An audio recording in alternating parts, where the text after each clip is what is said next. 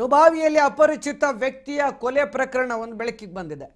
June 23ರಂದು ಕೆಂಪದೇನಹಳ್ಳಿಯಲ್ಲಿ ಕೊಲೆ ನಡೆದಿದೆ ಅನ್ನುವಂಥ ಶಂಕೆ ವ್ಯಕ್ತವಾಗಿದೆ. ಕೊಲೆ ಪ್ರಕರಣಕ್ಕೆ ಸಂಬಂಧಪಟ್ಟಂತೆ 3 ಬಂಧನ ಕೂಡ ಆಗಿದೆ.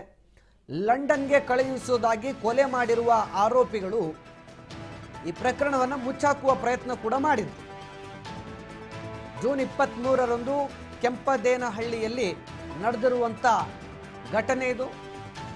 ಕೊಲೆ ಪ್ರಕರಣಕ್ಕೆ ಸಂಬಂಧಪಟ್ಟಂತೆ ಈಗಾಗಲೇ 3 ಬಂಧಿಸಲಾಗಿದೆ. ಲಂಡನ್ಗೆ ಕಳಿಸೋದಾಗಿ ಕೊಲೆ ಮಾಡಿದ್ದಾರೆ ಆರೋಪಿಗಳು. ಚಿಕ್ಕಬಳ್ಳಾಪುರ ಎಸ್ಪಿ ಕುಶಾಲ್ ಚೌಕ್ಸೆ ಈ ಬಗ್ಗೆ ಸುದ್ದಿಗೋಷ್ಠಿ ನಡೆಸಿ ಮಾಹಿತಿ ಕೊಟ್ಟಿದ್ದಾರೆ. ಕೈಕಾಲು ಕಟ್ಟಿ ಮೃತ ದೇಹಕ್ಕೆ ಕಲ್ಲು ಕಟ್ಟಿ ಕೊಲೆ ಮಾಡಿ ಆಮೇಲೆ ಮೃತದೇಹವನ್ನು ಕಲ್ಲು ಕಟ್ಟಿ ಕೈಕಾಲು ಕಟ್ಟಿ ಬಾವಿ ಒಳಗಾಕಿದ್ದಾರೆ. ಈ ಪ್ರಕರಣವನ್ನು ಭೇದಿಸಿದ್ದಾರೆ. ಸದ್ಯ ಈ ವಿಚಾರಕ್ಕೆ ಸಂಬಂಧಪಟ್ಟಂತೆ ಸ್ವತಃ ಚಿಕ್ಕಬಳ್ಳಾಪುರದ ಎಸ್ಪಿ ಕುಶಾಲ್ ಚೌಕ್ಸೆ ಕೂಡ ಮಾತನಾಡಿದ್ದಾರೆ. ಎಲ್ಲರಿಗೂ ನಮಸ್ಕಾರ. 23 ಜೂನ್ ನಮ್ಮ Chikkaballapur district Chintamani rural police station limits ಅಲ್ಲಿ ಕೆಂಪದೇನಹಳ್ಳಿ ಊರಿದೆ ಒಂದು. ಆ ಊರಲ್ಲಿ ಒಂದು ಬಾಡಿ ಸಿಕ್ಕಿದೆ. ಈ ತರ ನಮ್ಗೆ ಮಾಹಿತಿ ಬಂದಿದೆ.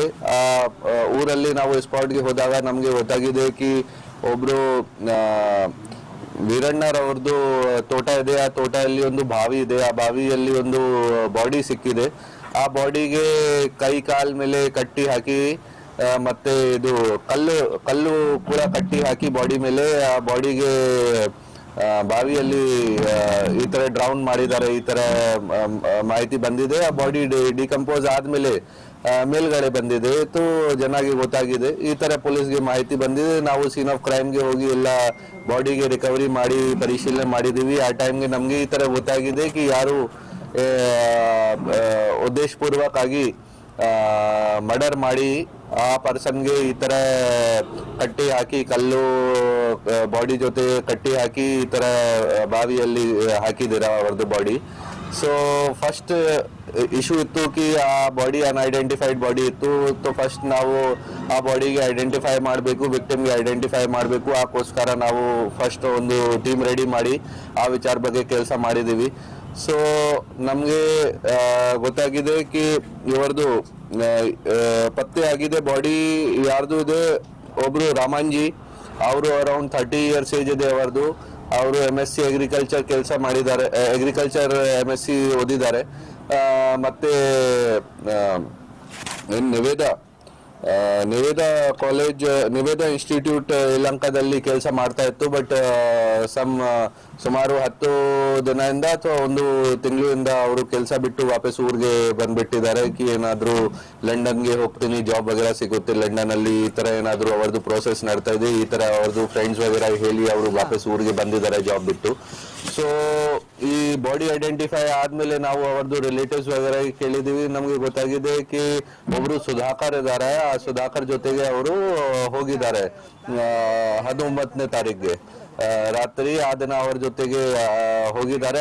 ಅವ್ರ ಜೊತೆಗೆ ಮೊದಲಿಂದ ಪರಿಚಯ ಇದೆ. ಅವರು ಏನಾದ್ರು ನಿಮ್ಗೆ ಲಂಡನ್ ಅಲ್ಲಿ ಜಾಬ್ ಸಿಗುತ್ತೆ, ನಿಮ್ಗೆ ಸಹಾಯ ಮಾಡ್ತೀನಿ, ಅವರಿಂದ ದುಡ್ಡು ವಗೇರಾ ಕೂಡ ತಗೊಂಡಿದ್ದಾರೆ, ಈ ತರ ರಿಲೇಟಿವ್ಸ್ ಹೇಳಿದ್ದಾರೆ. ಮತ್ತೆ ಊರಲ್ಲಿ ಇವರು ಸುಧಾಕರ್ ಒಂದು ಥಾರ್ ವೆಹಿಕಲ್ ಅಲ್ಲಿ ಬಂದಿದ್ದಾರೆ. ಇವರಿಗೆ ಕರ್ಕೊಂಡು ಹೋಗಿದ್ದಾರೆ. ಸಾಮಾನ್ ವಗೇರಾ ಎಲ್ಲ ಪ್ಯಾಕ್ ಮಾಡಿ ಲಗೇಜ್ ತಗೊಂಡು ಹೋಗಿದ್ದಾರೆ ಕಿ ಲಂಡನ್ಗೆ.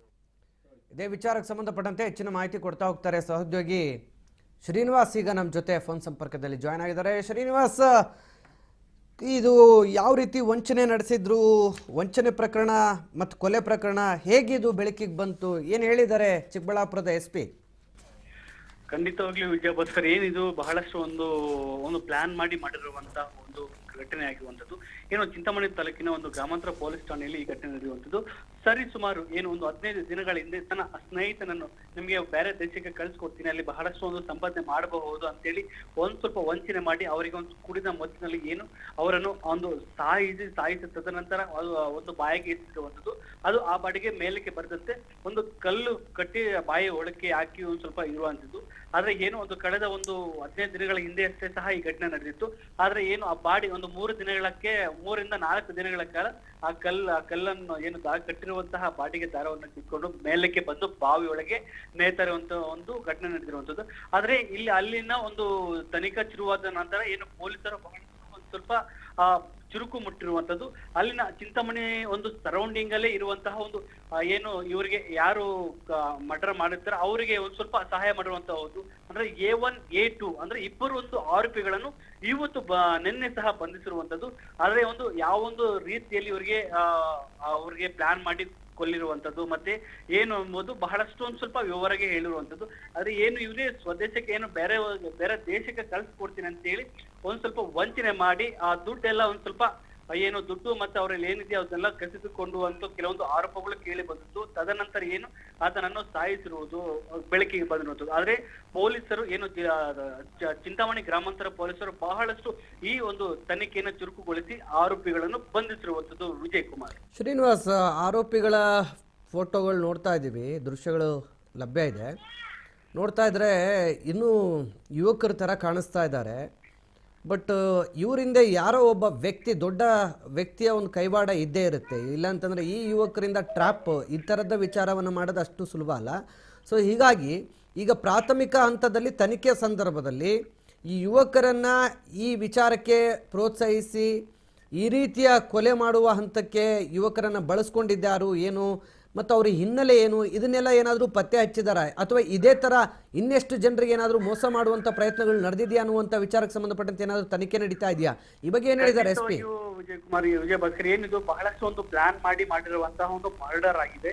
ಯಾಕಂದ್ರೆ ಏನು ಆತನ ಬಳಿ ಇರುವಂತಹ ಒಂದು ಹಣ ಆಗಿರ್ಬೋದು ಮತ್ತೆ ಬೇರೆ ಬೇರೆ ಇರುವಂತಹ ಒಂದು ಜಪ್ತಿಯನ್ನು ಮಾಡಿಕೊಂಡು ಇಬ್ಬರು ಅಂದ್ರೆ ಇದರಲ್ಲಿ ಮೇನ್ ಪಿಲ್ಲರ್ ಬೇರೆ ಸಪರೇಟ್ ಇರುವಂತದ್ದು. ಆದ್ರೆ ಇವರು ಮಾಡ್ತಿರುವಂತಹ A1 A2 ಆರೋಪಿಗಳಿಗೆ ಮಾತ್ರಿಗೆ ಸಿಕ್ಕಿರುವಂತದ್ದು. ಆದ್ರೆ ಇದರ ಹಿಂದೆ ಏನು ಬೇರೆ ಬೇರೆ ಅಂದ್ರೆ ಇವರಿಗೆ ಫಸ್ಟ್ ಟೈಮ್ ಇದು ಮಾಹಿತಿಯನ್ನು ನಮ್ಮ SP ಅವರು ಮಾಹಿತಿ ತಿಳಿದ ಪ್ರಕಾರ ಇವರು ಫಸ್ಟ್ ಟೈಮ್ ಈ ತರ ಮಾಡಿದ್ರು ಅಂತ ಹೇಳಿದ್ರೆ, ಆದ್ರೆ ಇದರ ಹಿಂದೆ ಇವರಿಬ್ಬರ ಹಿಂದೆ ಕಾರಣದ ಕೈ ಇನ್ನೊಂದಿದೆ ಅಂತ ಹೇಳಿ ಆ ಪೊಲೀಸರು ಬಹಳಷ್ಟು ಒಂದು ಸ್ವಲ್ಪ ಅನುಮಾನ ವ್ಯಕ್ತಪಡಿಸಿರುವಂತದ್ದು. ಆದ್ರೆ ಇದು ಒಂದು ಸ್ವಲ್ಪ ನಂಬಿಸಿ ಮೋಸ ಮಾಡಿ ಈ ಒಂದು ಘಟನೆಗೆ ಒಂದ್ ಸ್ವಲ್ಪ ಇವರಿಬ್ಬರು ಬೆಡ್ಲೆಸ್ ಇವರಿಂದ ಕಾಣದ ಒಬ್ರು 3 ಜನ ಹೋಗಿ ಈ ಒಂದು ಮರ್ಡರ್ ಅನ್ನು ಮಾಡಿರುವಂತದ್ದು. ಆದ್ರೆ ವೈಯಕ್ತಿಕವಾಗಿ ಇನ್ನೂ ಸ್ವಲ್ಪ ತನಿಖೆಯಲ್ಲಿ ಬಹಳಷ್ಟು ಇನ್ನೂ ಚುರುಕುಗೊಳಿಸಿದೆ. ಆದ್ರೆ ಖಂಡಿತವಾಗಿಯೂ ಇದನ್ನೇನು ಬೇರೆ ಏನಕ್ಕಾಗಿ ಮಾಡಿದ್ದಾರೆ, ಬಟ್ ಯಾವ ತರ ಇದಕ್ಕೆ ಇನ್ನೂ ಬೇರೆ ಬೇರೆ ಏನಾದ್ರು ರೀಸನ್ ಇತ್ತ ಅನ್ನೋದು ಬಹಳಷ್ಟು ಇನ್ನು ಪೊಲೀಸರು ಸ್ವಲ್ಪ ಪತ್ತೆಯನ್ನು ಮಾಡಿರುವಂತದ್ದು. ವಿಜಯ್ ಭಾಸ್ಕರ್. ಮೃತ ಕುಟುಂಬಸ್ಥರು ಏನಾದ್ರು ರಿಯಾಕ್ಟ್ ಮಾಡಿದಾರಾ ಈ ವಿಚಾರದಲ್ಲಿ ಶ್ರೀನಿವಾಸ್? ಹೌದು ವಿಜಯ್ ಭಾಸ್ಕರ್, ಖಂಡಿತವಾಗ್ಲೂ ಅವರೇನು ಈ ಕಾಣೆಯಾಗಿದ್ದ ಒಂದು ಮೃತರ ಕುಟುಂಬಸ್ಥರು ಗ್ರಾಮಾಂತರ ಪೊಲೀಸ್ ಠಾಣೆಯಲ್ಲಿ ಒಂದು ದೂರನ್ನು ದಾಖಲಿಸಿರುತ್ತೆ. ಆ ಒಂದು ದಾಖಲೆ ಒಂದು ಪ್ರಕಾರ ಎತ್ತಿಕೊಂಡು ಈ ಒಂದು ಘಟನೆಯನ್ನು ಬಹಳಷ್ಟು ವೇಗವಾಗಿ ಪತ್ತೆ ಮಾಡಿರ್ತಾರೆ. ಅಂದ್ರೆ ಕುಟುಂಬಸ್ಥರು ನಮ್ಮೊಂದಿಗೆ ಬಹಳಷ್ಟು ಫ್ಯಾಮಿಲಿಯೊಂದಿಗೆ ಚೆನ್ನಾಗಿ ಇದ್ದ, ಬಟ್ ಯಾವ ತರ ಏನೋ ಜಗಳ ಮಾಡಿಲ್ಲ, ಬಟ್ ಸ್ನೇಹಿತರಿಂದ ಈ ತರ ಆಗಿರುವುದು ಮತ್ತೆ ಇವ್ರ ಸ್ನೇಹಿತರ ಈ ತರ ಸಾಯಿಸಿರುವುದು ಅನ್ನೋದು ಒಂದು ಕುಟುಂಬಸ್ಥರ ಒಂದು ಆಕ್ರಂದನ ಆಗಿರುತ್ತದೆ. ಎಷ್ಟು ಹಣ ವಂಚನೆ ಆಗಿದೆ ಈ ಪ್ರಕರಣದಲ್ಲಿ, ಯಾವ ರೀತಿ ಟ್ರಾಪ್ ಮಾಡಿದ್ದಾರೆ, ಆ ರೀತಿಯ ಏನಾದರೂ ಅನುಮಾನಗಳ ಬಗ್ಗೆ ಕುಟುಂಬಸ್ಥರು ವ್ಯಕ್ತಪಡಿಸಿದಾರಾ? ಅದ್ರ ಬಗ್ಗೆ ಏನು ನಮಗೆ ಏನು ಗೊತ್ತಿಲ್ಲ, ಬಟ್ ಇದರಿಂದ ಒಂದು ಬಹಳಷ್ಟು ಒಂದು ನಿಗೂಢ ಒಂದು ರಹಸ್ಯ ಏನಿದೆ. ಬಟ್ ನಮ್ಗೆ ಫ್ಯಾಮಿಲಿಗೆ ಏನು ಗೊತ್ತಿಲ್ಲದೆ ಈ ಒಂದು ಹತ್ಯೆ ಆಗಿದೆ ಎನ್ನುವುದು ಅವರ ಒಂದು ಸ್ಪಷ್ಟನೆ ಆಗಿರುವಂತ. ಆದರೆ ಇಲ್ಲಿಯವರೆಗೂ ನಮಗೆ ಏನು ಯಾವುದೇ ತರ ಕುಟುಂಬಸ್ಥರಿಗೆ ಇದರ ಬಗ್ಗೆ ಯಾವುದೇ ತರ ಏನು ಮಾತಾಡಿಲ್ಲ. ದುಡ್ಡಿನ ಬಗ್ಗೆ ಆಗ್ಬೋದು ಮತ್ತೆ ಏನು ಬೇರೆಯವರ ಬಗ್ಗೆ ಆಗ್ಬೋದು ಏನೂ ಇಲ್ಲ. ಬಟ್ ಬಹಳಷ್ಟು ಮನೆಗೆ ನೆಮ್ಮದಿ ಬಂದು ಬಹಳಷ್ಟು ಹೋಗ್ತಿದ್ದ. ಆದ್ರೆ ಏನು ಈತ ಯಾವಾಗ ಇವು ಮರ್ಡರ್ ಮಾಡಿ ಬಾಯಿಗೆ ಎಸಿತಾರೋ ಆ ಒಂದು ದಿನ ಎಲ್ಲ ಸುತ್ತಮುತ್ತಲ ಹಳ್ಳಿಗಳಿಗೆ ಹುಡುಕು ನೋಡಿ ತದನಂತರ ಏನು ಚಿಂತಾಮಣಿ ಗ್ರಾಮಾಂತರ ಪೊಲೀಸ್ ಠಾಣೆಗೆ ಹೋಗಿ ಅವರು ದೂರು ದಾಖಲಿಸಿದ ತದನಂತರ ಈ ಒಂದು ತನಿಖೆ ಚುರುಕುಗೊಂಡು ಇಬ್ಬರು ಆರೋಪಿಗಳನ್ನು ಬಂಧಿಸಿರುವಂತದ್ದು. ಆದ್ರೆ ಇವತ್ತು ಕುಟುಂಬಸ್ಥರು ಸಹ ಅದರ ವಿಚಾರವಾಗಿ ಇನ್ನು ಬೇರೆ ಏನಾದ್ರು ಮಾಹಿತಿ ಇತ್ತ ಇಲ್ಲಾಂದ್ರೆ ಅವರ ಇಬ್ಬರ ಜಗಳ ಏನಾದ್ರು ಗಲಾಟೆ ಆಗಿತ್ತ ಅನ್ನೋದು ಫ್ಯಾಮಿಲಿ ಅವರಿಗೆ ಯಾವುದೇ ತರ ಇನ್ನೂ ಮಾಹಿತಿ ತಿಳಿದು ಬಂದಿಲ್ಲ. ವಿಜಯ್. ಶ್ರೀನಿವಾಸ್, ಮೃತ ರಾಮಾಂಜನಿ ಕುಟುಂಬದ ಹಿನ್ನೆಲೆ